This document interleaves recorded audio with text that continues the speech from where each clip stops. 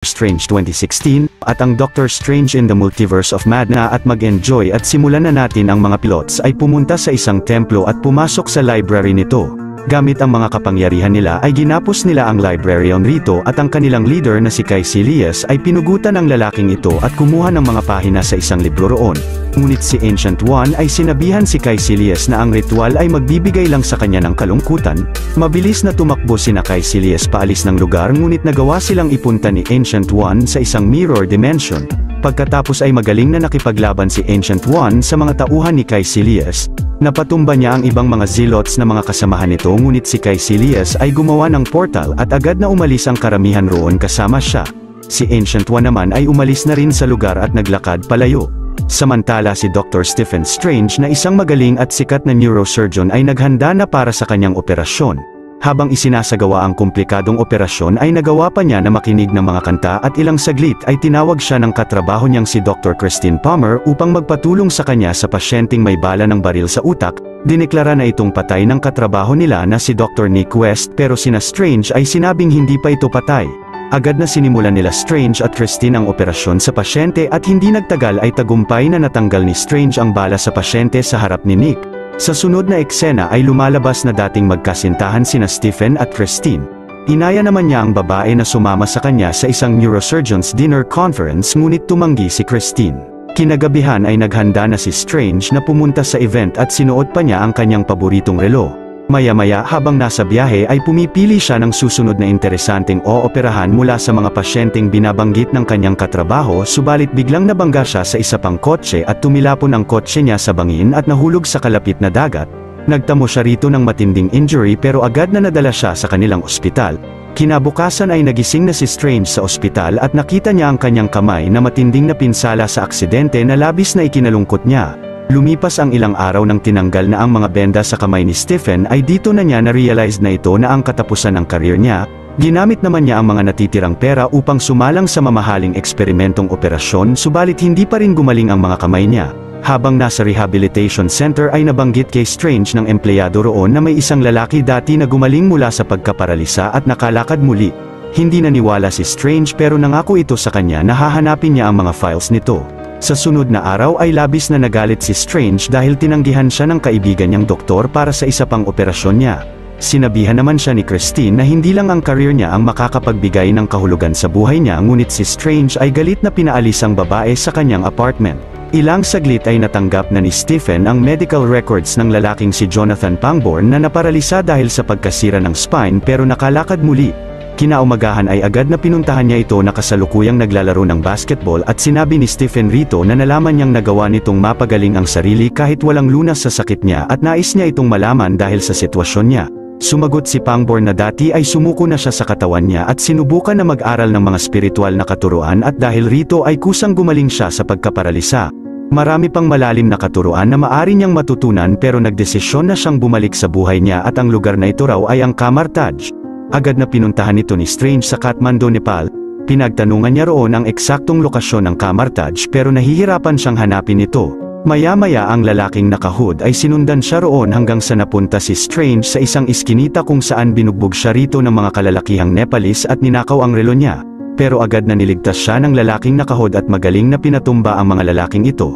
Pagkatapos ay binalik niya ang relo ni Strange na nabasag na. Ang lalaking nakahod na ito ay si Baron Mordo at sinama niya si Strange papunta ng Kamar Taj. Nakilala rito ni Strange ang guru nila na si Ancient One at agad na tinanong niya sa kanya kung paano niya napagaling si Pangborn.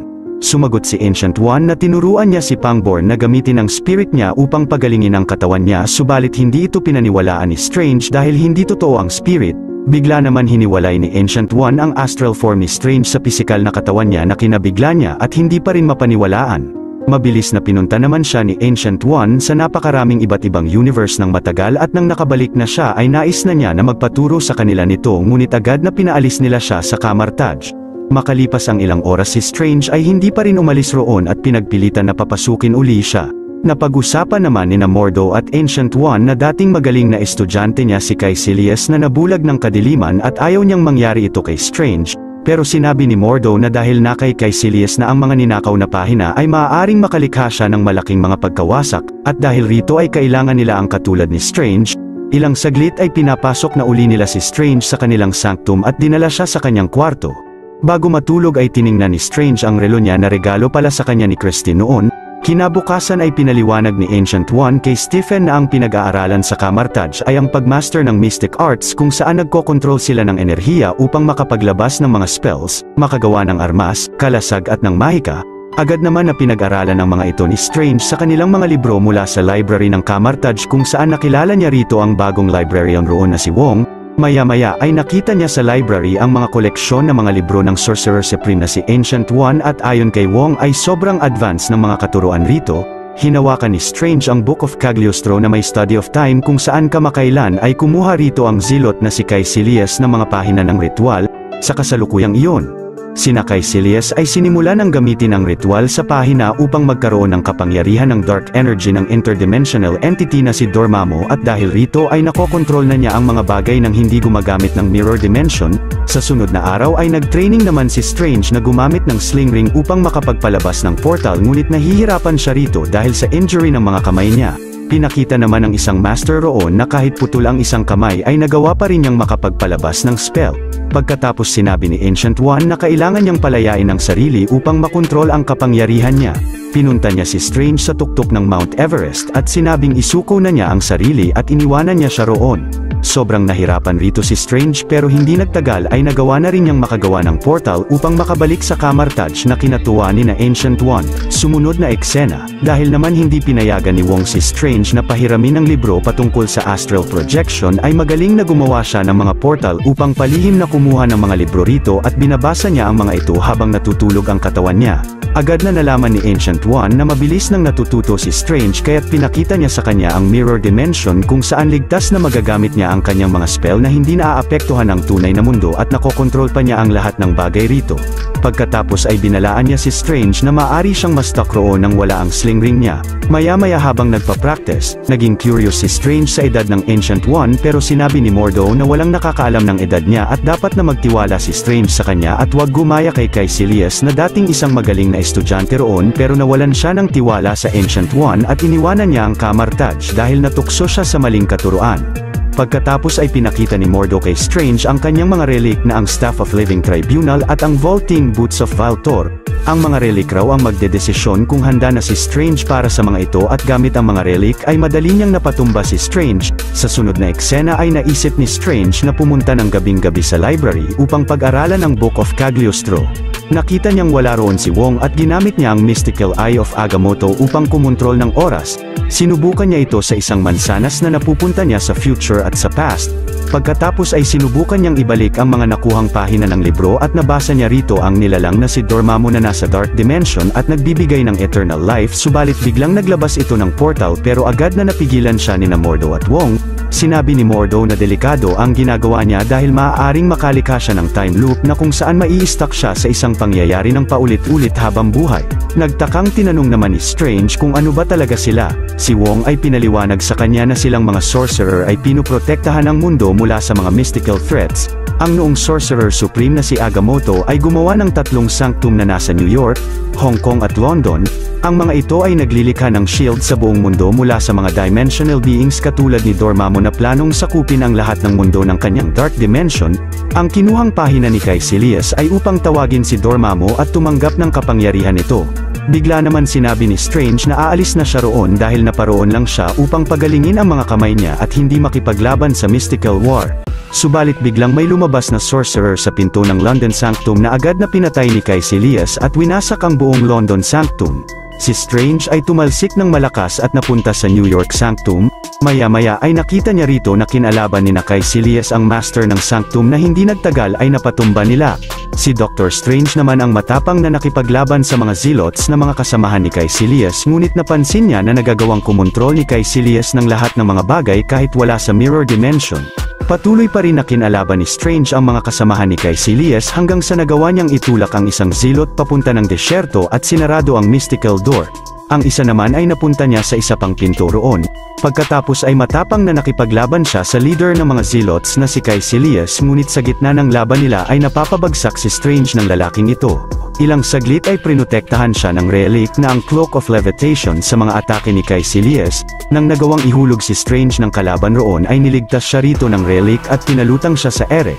Mabilis na inatake ni Strange si Caecilius ngunit hinatak siya nito papalapit sa kanya. Ang kapa naman ay hinila si Strange sa isa pang relic roon at agad na hinagis niya ito kay Caecilius at pinigilan nito kumilos ang lalaki. Sinabi naman ni Caecilius kay Strange na lahat sila ay napunta sa Camartage dahil sa pangakong mapapagaling ngunit nilinlang sila ni Ancient One. Ang dahilan kung bakit siya nabubuhay ng ilang libong taon ay dahil tinanggap niya ang kapangyarihan ni Dormammu. Ilang saglit ay mabilis na inatake si Strange at tinulak sa hagdan ang kasamahan ni Caecilius. Nang papatayin na siya nito ay biglang pinulaputan ang ulo nito ng kapa niya. Gumawa naman ng portal roon si Strange at pumunta sa ospital upang magpatulong kay Christine na pagalingin ang sugat niya. Umalis siya sa pisikal na katawan niya na kinagulat ni Christine upang tumulong sa babae gamutin ang kanyang sugat sa dibdib. Subalit ang lalaking Zealot ay umalis rin sa pisikal na katawan niya at kinalaban sa ospital si Doctor Strange habang nasa astral form silang dalawa. Nasipa ng malakas si Strange ng kalaban at dahil rito ay huminto ng tumibok ang puso ng pisikal na katawan niya. Agad na ginamitan siya ni Christine ng defibrillator upang ma-revive ang kanyang katawan at dahil sa malakas na kuryente ang Zealot ay tumalsik ng malakas. Sinabihan naman siya ni Strange na gawin niya uli iyon sa mas mataas na boltahe. Nang ginawa nga ito ng babae ay sumabog ang astral form ng kalaban at namatay na ang pisikal na katawan nito. Bumalik na si Strange sa katawan niya at humingi siya ng pasensya kay Christine sa mga nagawa niya sa kanya noon. Pagkatapos ay kinuwento niya sa babae ang lahat ng nangyari sa kanya at bumangon na siya upang bumalik sa portal na ginawa niya at nagpaalam na kay Christine. Pagbalik ni Strange sa New York Sanctum ay nakatakas na roon si Caecilius at dumating na roon sina Ancient One at Mordo. Sinabi ni Strange kay Ancient One ang lahat ng ginawa niyang pagprotekta sa Sanctum at dahil rito at dahil wala na ring master sa New York Sanctum ay sinabi ni Ancient One na siya na ang bagong master ng Sanctum na ito. Pero tumanggi si Strange dahil ang nais lang niya ay maging doktor upang magligtas ng buhay at hindi pumatay. Sumagot si Ancient One na naging doktor siya dahil higit sa lahat ay nais niyang iligtas ang sariling buhay at ang katotohanan ay walang kahit sino na kayang kontrolin ang kamatayan. Sumagot si Strange na nalaman niyang ito ang dahilan kung bakit tinanggap ni Ancient One ang kapangyarihan ni Dormammu at upang mabuhay ng napakatagal. Wala itong naisagot sa sinabi ni Strange at agad na umalis roon. Subalit maya-maya ay bumalik roon sina Caecilius at agad na inatake sila ni Mordo. Bago pa mapasabog ni Caecilius ang Sanctum si Strange naman ay mabilis na pinunta sila sa Mirror Dimension at kinuha ang sling ring ni Caecilius. Tumakbo sila ni Mordo paalis roon ngunit dahil sa kapangyarihan na nakuha ni Caecilius kay Dormammu ay nagagawa nitong kontrolin ang buong Mirror Dimension ni Doctor Strange. Patuloy na tumakbo sina Strange kina Caecilius mula sa mga bagay na winasak nito sa Mirror Dimension ngunit hindi nagtagal ay nagawang mahampas siya ng kalaban sa sahig at kinuha ang sling ring sa kanya. Nang papatayin na ni Caecilius si Strange ay mabilis na nilayo siya at si Mordo kina Caecilius ni Ancient One na may simbolo sa noo na katunayang tumanggap nga siya ng kapangyarihan sa Dark Dimension na labis na kinagulat ni Mordo. Buong lakas at galing naman na kinalaban ni Ancient One sina Caecilius at ang mga Zealots na kasamahan nito roon. Subalit hindi nagtagal ay nagawa siyang masaksak ni Caecilius at sinipa ng malakas palabas ng Mirror Dimension. Bumagsak siya mula sa isang gusali pero agad na pinuntahan siya roon ni Strange at dinala sa ospital nila upang magpatulong uli kay Christine. Pero ilang saglit ay napansin ni Strange na umalis si Ancient One sa pisikal na katawan nito at hinabol niya siya. Sinabi rito ni Ancient One sa kanya na ito na ang araw ng kamatayan niya. Pagkatapos ay sinabi niyang si Pangborn ay gumaling dahil ang kanyang kapangyarihan ay pinasa niya sa katawan niya upang makalakad muli at piniling bumalik sa dating buhay imbis na gumawa ng isang bagay na higit na malaki pa sa buhay niya na maaari rin gawin ni Strange. Dagdag pa nito na ginamit raw niya ang kapangyarihan ng Dark Dimension dahil kailangang may isang lumabag ng alituntunin para sa mas ikabubuti ng lahat at ilang saglit ay nawala na si Ancient One roon at nawala na rin ng buhay ang pisikal na katawan niya. Maya-maya ay nagpaalam na si Strange kay Christine at sinabing ito na ang ibang paraan na sinabi niya noon upang makapagligtas siya ng mga buhay pero sa mas mahirap na paraan. Pagkatapos ay hinalikan siya ng babae sa pisngi at umalis na. Samantala sina Caecilius ay pumunta ng Hong Kong Sanctum habang si Wong at ang ibang mga sorcerer ay naghanda na sa pag-atake ng mga Zealots roon. Pagkatapos ay sinimulang kalabanin ni Wong sina Caecilius. Pumunta naman si Strange sa Camartage at sinabi sa kanya rito ni Mordo na dahil sa paggamit ni Ancient One sa kapangyarihan ng Dark Dimension ay natukso sina Caecilius na gamitin rin ito at papuntahin roon si Dormammu. Sumagot si Strange na susunod na atakihin ng mga zealots ay ang Hong Kong Sanctum at pinilit niya si Mordo na tulungan niya siyang pigilan sina Caecilius roon. Subalit pagdating nila sa lugar ay wasak na ang Hong Kong Sanctum at unti-unting nilalamon na ng Dark Dimension ang Earth. Ginamit naman ni Strange ang Eye of Agamotto upang ibalik ang oras at bago pa siya masaksak ni Caecilius ay nagsimula nang bumalik ang lahat ng mga nangyari sa buong lugar. Ngunit si Caecilius at ang mga zealots ay nagawang makaalis sa spell ni Doctor Strange at mabilis na inatake silang dalawa. Si Mordo ay magaling na kinalaban ang mga kasamahan ni Caecilius at nagawa niyang ipunta ang isang zealot sa loob ng istruktura na bumabalik muli sa pagkaayos. Si Strange ay patuloy na nakikipaglaban kay Caecilius pero si Mordo ay mabilis na nabaon ang kalaban sa pader ng isang gusali. Nakita ni Strange si Wong roon na natabunan ng mga debris subalit nakawala na si Caecilius sa pader at inatake nito ng malakas sina Doctor Strange. Nawasak ang spell ni Strange at huminto nang bumalik ang lahat sa dating pangyayari. Bigla naman naisip ni Strange na lumipad papunta ng Dark Dimension at gumawa rito ng Time Loop spell. Nakaharap niya roon si Dormammu at sinabi niyang napunta siya roon upang makipagkasundo ngunit mabilis na pinatay siya ni Dormammu. Agad na binalik ng time loop spell si Strange sa pangyayari na kinagulat ni Dormammu pero agad na pinatay pa rin niya siya. Bumalik uli si Strange sa pangyayari kaharap si Dormammu at pinaliwanag niya sa kanya na gumawa siya ng spell na may paulit-ulit at walang katapusang oras at kahit pa nakakulong sila sa pangyayaring ito ng walang katapusan ay mabubuhay naman ang lahat sa Earth. Pinatay pa rin ng sobrang daming beses ni Dormammu si Doctor Strange at hindi nagtagal ay galit na sinabihan nito si Strange na pakawalan na niya siya sa spell niya. Sumagot si Strange na puputulin na niya ang time loop kapag dinala niya sa kanya ang kanyang mga zealots. Tapusin na ang pagsakop niya sa Earth at huwag nang babalik kahit kailan.